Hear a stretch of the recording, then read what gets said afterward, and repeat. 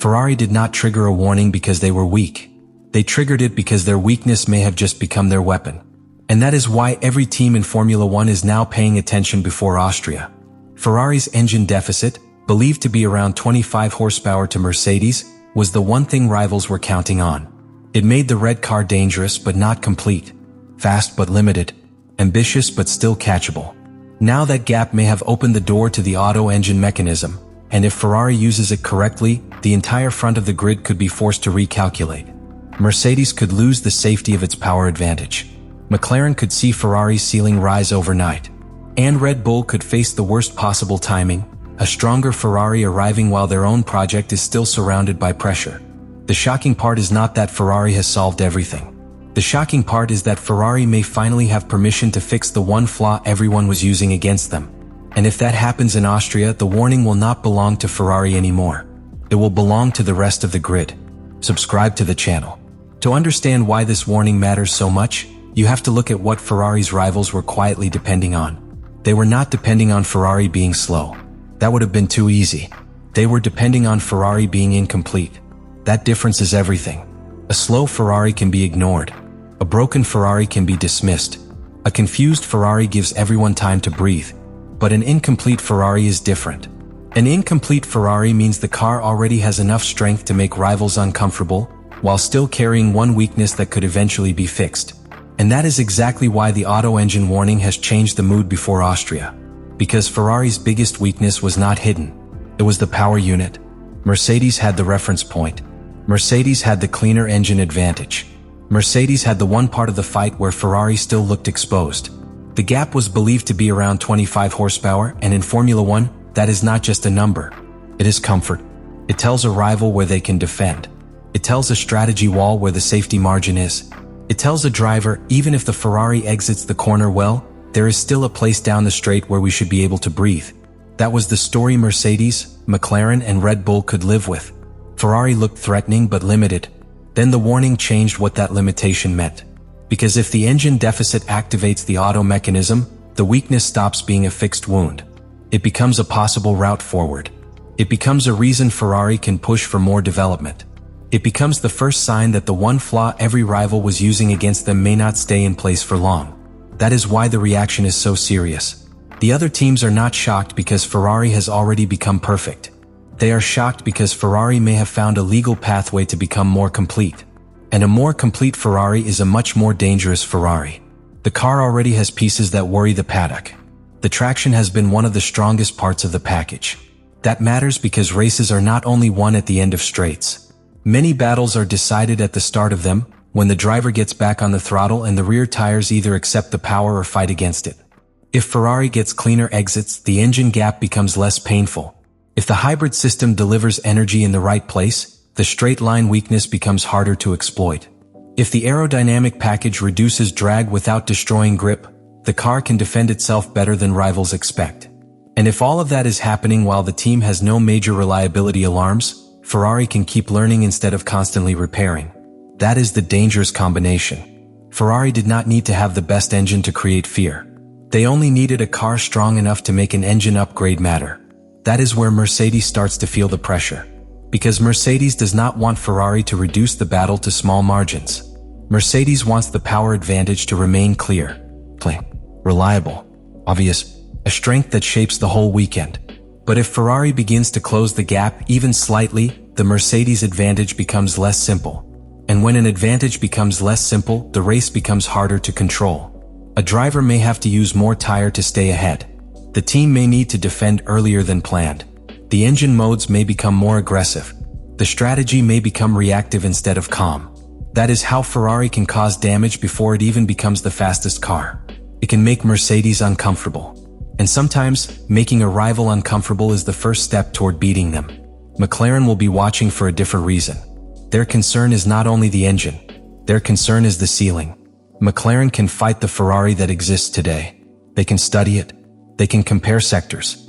They can understand where the red car is strong and where it still loses time. But the Auto warning points toward the Ferrari that could exist next.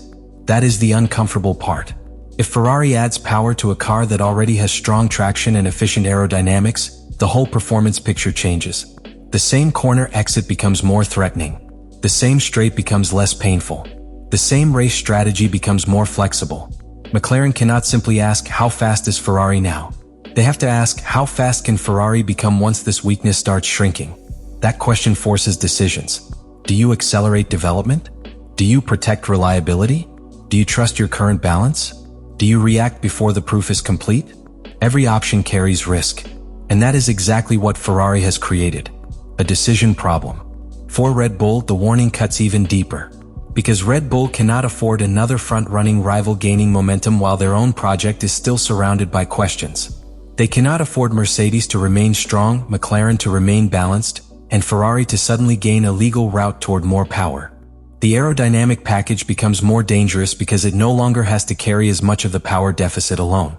The strategy becomes more dangerous because Ferrari can choose between more realistic options. That is the part Mercedes will be calculating.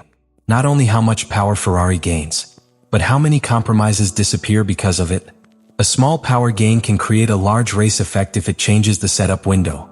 That is what makes Formula One so complex. The stopwatch shows one lap time, but behind that lap time is a chain of decisions.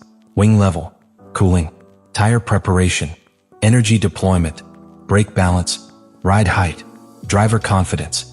All of it connects. If one piece becomes easier, the whole car can become calmer. And a calmer Ferrari is not good news for anyone, especially with Hamilton inside it. Hamilton is at his most dangerous when the car gives him stability. He does not need chaos. He does not need a wild machine that produces one spectacular lap and then eats its tires. He needs a car he can feel, trust, and stretch across a race distance. If Ferrari gains enough power to stop overcompensating in the setup, Hamilton can get closer to that kind of car. A car that protects the rear tires. A car that stays predictable under braking. A car that exits corners cleanly enough to keep pressure on Mercedes. And once Hamilton can apply pressure without destroying the tires, the race becomes a different kind of problem.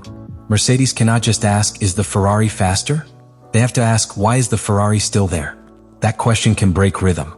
It forces the leading driver to push when they wanted to manage. It forces the pit wall to think about covering an undercut. It forces the engineers to watch temperatures and tire wear more carefully. It turns a comfortable race into a defended race. And defended races are always more fragile. Leclerc brings the other threat. If Ferrari gets more setup freedom, Leclerc may be able to use the sharpness he needs for qualifying without paying such a heavy price on the straights. That matters because Leclerc's biggest weapon is not only speed. It is the ability to change the tone of a weekend with one lap. Put Leclerc ahead on the grid and every rival has to respond. The strategy changes. The first stint changes. The pressure into the first corner changes. The entire Mercedes plan can become less comfortable before the race even settles. That is why Ferrari's driver pairing makes the auto warning more dangerous. It is not just a technical route. It is a driver amplifier. More power amplifies Hamilton's patience. More power amplifies Leclerc's aggression. More power amplifies the aerodynamic concept. More power amplifies the team's ability to choose. And that is why all teams will be watching Austria for signs that the warning has turned into reality. The first sign will not be dramatic. It may be a sector where Ferrari loses less than expected. It may be a straight where Mercedes does not pull away as cleanly. It may be a long run where Hamilton's tires hold on better than the rival expected. It may be a qualifying lap where Leclerc can run enough grip and still survive the speed traps. It may be the simple fact that Ferrari completes the work without major reliability alarms. That last part matters more than people think. Because an upgrade that creates problems is not an upgrade. It is a distraction. It consumes time, confidence, and attention. It forces the team to protect itself instead of attacking the rivals. Ferrari cannot afford that. The auto warning gives them permission to chase performance, but it does not protect them from the consequences of chasing too hard. If they push the power unit and temperatures rise, the car may need more cooling.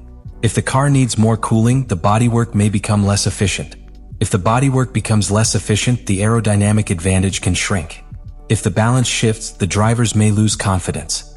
That is the danger hiding behind the opportunity. Ferrari is trying to remove a weakness without creating another one. That is never easy. And that is why the other teams are not just shocked. They are suspicious. They know Ferrari has a route forward, but they also know Ferrari must walk a very narrow line. Mercedes will be hoping the upgrade forces compromises. McLaren will be hoping Ferrari's ceiling is lower than it looks. Red Bull will be hoping the pressure around the red car becomes too heavy. Each rival has a different hope, but they are all watching the same thing. Does Ferrari gain freedom or does Ferrari gain stress? That is the real question. Because if Ferrari only gains stress, the grid can relax. The warning will look dramatic, but the car will not change enough. The rivals will say Ferrari still needs time, still needs stability, still needs proof. But if Ferrari gains freedom, the front of Formula One has a problem. A Ferrari with freedom can shape the race instead of reacting to it. A Ferrari with freedom can choose between Hamilton's patience and Leclerc's attack. A Ferrari with freedom can pressure Mercedes in more than one way. A Ferrari with freedom can force McLaren to defend its development path.